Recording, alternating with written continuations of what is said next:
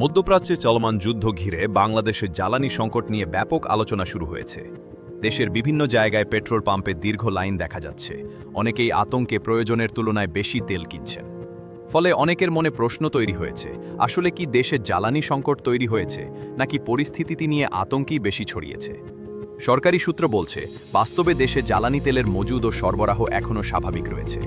জ্বালানি ও খনিজ সম্পদ বিভাগ জানিয়েছে, দেশে পর্যাপ্ত ডিজেল মজুদ আছে এবং মার্চ মাসের চাহিদা পূরণ করার মতো তেল ইতোমধ্যে দেশে এসেছে।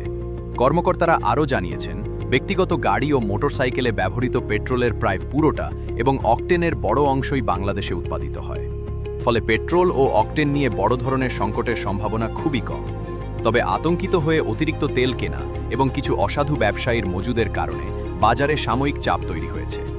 অনেক পেট্রোল পাম্পে সীমিত পরিমাণে তেল বিক্রি করা হচ্ছে, যার ফলে মানুষকে বারবার লাইনে দাঁড়াতে হচ্ছে এবং পরিস্থিতি আরও বিশৃঙ্খল মনে হচ্ছে।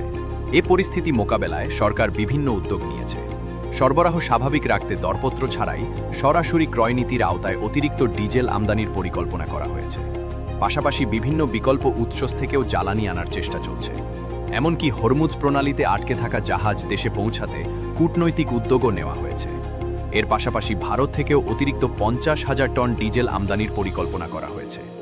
বাংলাদেশ ভারতের নুমালীগড় রিফাইনারি থেকে পাইপলাইনের মাধ্যমে ডিজেল আমদানি করে থাকে এবং বর্তমান পরিস্থিতিতে সেই আমদানির পরিমাণ বাড়ানোর বিষয়টি বিবেচনা করা হচ্ছে। সব মিলিয়ে সংশ্লিষ্ট কর্মকর্তারা বলছেন, দেশে এখনই বড় ধরনের জ্বালানি সংকটের আশঙ্কা নেই, বরং আতঙ্ক কমিয়ে স্বাভাবিকভাবে জ্বালানি ব্যবহার করলে সরবরাহ পরিস্থিতি দ্রুত স্থিতিশীল হয়ে আসবে।